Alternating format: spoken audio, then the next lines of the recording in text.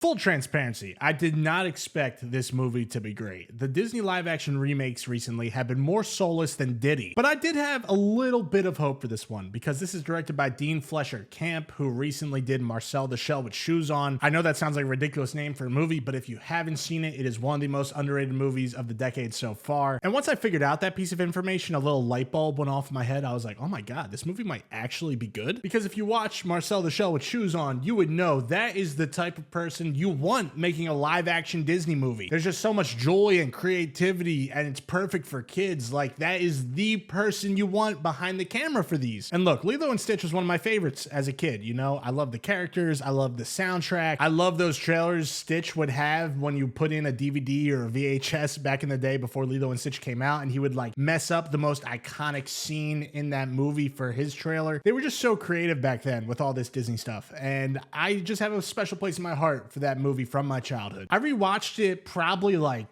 10-ish years ago. I feel like I got a refresh. I remember when I was like a late teenager, and I remember it still holding up a lot. I wouldn't put it on my personal Mount Rushmore of Disney animated movies, but I know a lot of people out there definitely would, especially because Disney last year in 2024 made $2.6 billion in selling Stitch merchandise. I'm going to say that again, $2.6 billion in Stitch merchandise in a year where the live action Lilo and Stitch movie didn't even come out. The Disney adults love him and he's a cute character. I get it. And if I was a Disney executive and my only job was to pitch ideas that make a shit ton of money, regardless of whatever the quality ends up being, I too would say, yo, Bob, we should make a live action Lilo and Stitch movie right now. And here we are. We got the live action adaptation of Lilo and Stitch around the same time that we got a live action adaptation of How to Train Your Dragon, which is an adaptation that a lot of people liked. A lot of people liked the new How to Train Your Dragon. I thought it was a waste of time. And maybe it's time for me to have a personal boycott of these kinds of movies, even though I know for a fact that's not going to happen because I like complaining on the internet to strangers about movies. But it's like, come on, how many times are we going to sit through the same thing over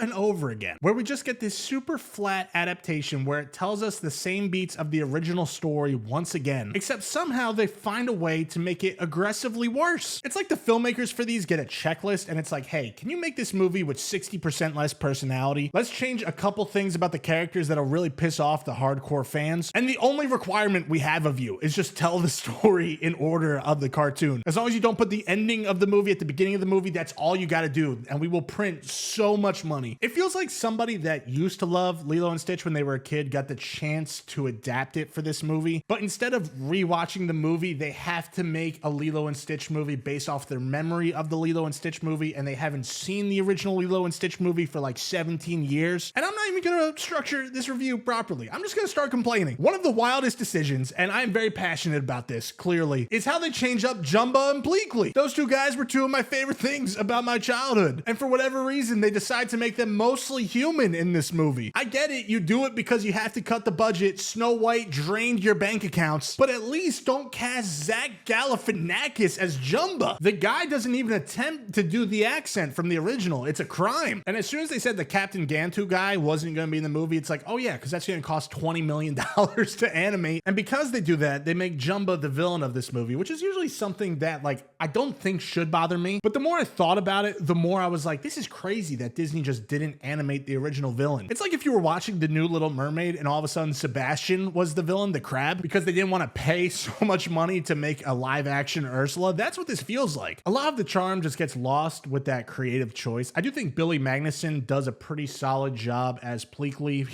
He does what he does. He has a couple moments where it's like, okay, that's a little funny. But at the end of the day, making them humans most of the time, it's like you only get to make a Lilo and Stitch live action one time, hopefully. It's like, why not just animate them as much as possible? Why not get the most out of our money? But no, we're getting the most out of Disney's budget. And you can make the argument like, well, it'd be ridiculous if they were walking around people. They're aliens. But it's like, yeah, it's based off a kid's cartoon. What do you expect? Stitch, Jumba, Pleakley, they're not real. That's why we go to the movies. Just animate them the whole time. time. That's all you need to do. Spend a little bit of extra money. You made $2.6 billion in merchandise. Stitch himself, I think the CGI looks pretty good most of the time. I don't know how they would have made a live action Stitch look better than they did in terms of the model. Like, I think it's impressive. He's got pretty much the same voice, I think. The only times it's like very noticeable is when he's running around or moving a lot. It just doesn't look that great. But most importantly, the thing this movie nails is that Stitch is still a cute character. Like, he's hard to hate. He does everything the audience wants him to do. They'll cry. They'll be like, oh, they'll laugh. This movie will make like $1 billion. It's gonna make 3 or 4 billion this year in merchandise for sure. And if I was just like half smiling at anything in this movie, it was either a joke Stitch was doing or it was the soundtrack reminding me of my childhood. It's not smart. It's not earned. It's just pure nostalgia bait, as most of these Disney movies are. And I fully admit that that thing is the only sliver of feeling I got while watching this movie. I was like, damn, yeah, I used to watch Lilo and Stitch as a kid too. If Disney has nailed anything about these live action movies, it's cashing in on the movies we grew up with. All these people are coming out like, man, the new Lilo and Stitch was so good. It's like, yeah, because you liked Lilo and Stitch for the past 20 years. This part I almost cut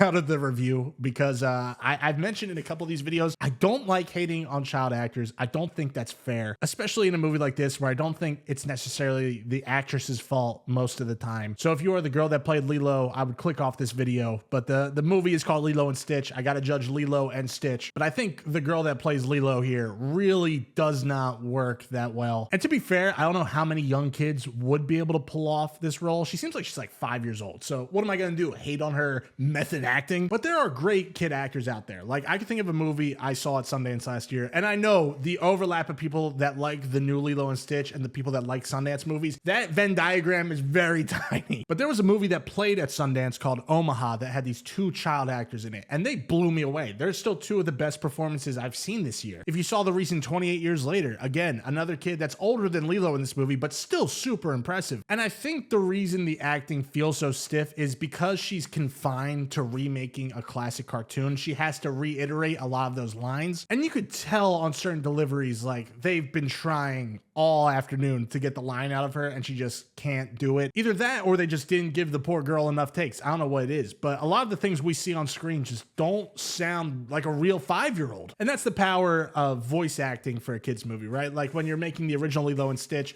doesn't matter if Lilo is played by a real 5-year-old or a 37-year-old. If you can make her sound authentic, that's all that matters. And again, I can't blame her for this. I would blame more so the director. There's got to be a better way to get better takes out of her. It seems like a lot of people in my theater didn't really notice it, but my cynical ass just thought it wasn't good. And I could sit here and complain more, but I feel like if I do, I'm just gonna be complaining about the same things I always complain about with these live action movies. It's the same thing over and over again. I think I'm officially tapped out, especially emotionally. I'm done. I used to try and go in a bit open-minded, like, you know what, maybe this one is gonna be good. I did that with this movie because of the director. But we're at the point where even the live action How to Train Your Dragon, which a lot of people liked for whatever reason, at least that one had, you could feel a bit of passion. Like, it copied the movie frame for frame and it had the same director. But I'm still sitting there and I'm like, this is pointless. I could watch the cartoon at home. Are there any kids out there that are going to prefer the live action one to the cartoon? I don't think so. Maybe I'm wrong on that. Time will tell. At least that one had a little bit of soul to it though. You know, it still has really good music, and this one still has the soundtrack, but everything just looks so flat and ugly. And that's what these Disney movies, they're just so lifeless. Like, there's a clip in this movie. There is a shot where there's just like surfers on the water and they're looking at the sunset in Hawaii, and it looked beautiful. It's like a handheld shot. You could tell what you're seeing is real. They didn't just CGI the ocean. And for 3 seconds, I was like, oh my God, that's beautiful. We got some beautiful imagery in this movie. And bam, we cut out and it's another flat, bad looking image. These movies are hideous to look at. It's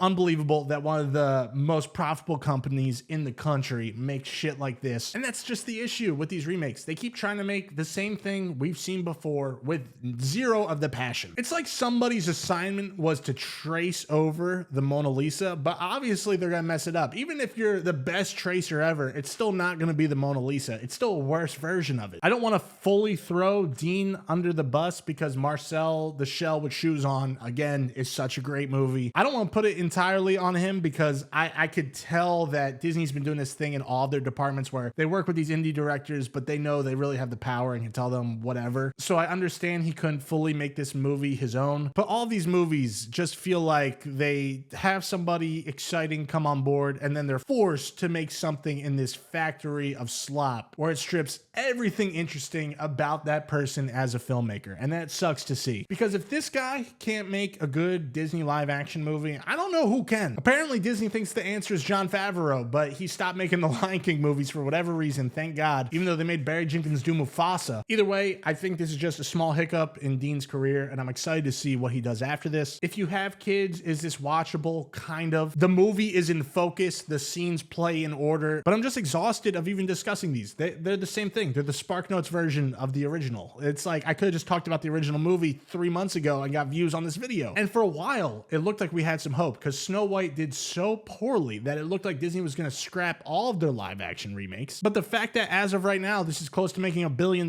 just screams to me that they're going to keep doing it. So this is Chase. Thank you so much for watching as always. And be sure to subscribe so you don't miss my review of the live action version of Song of the South.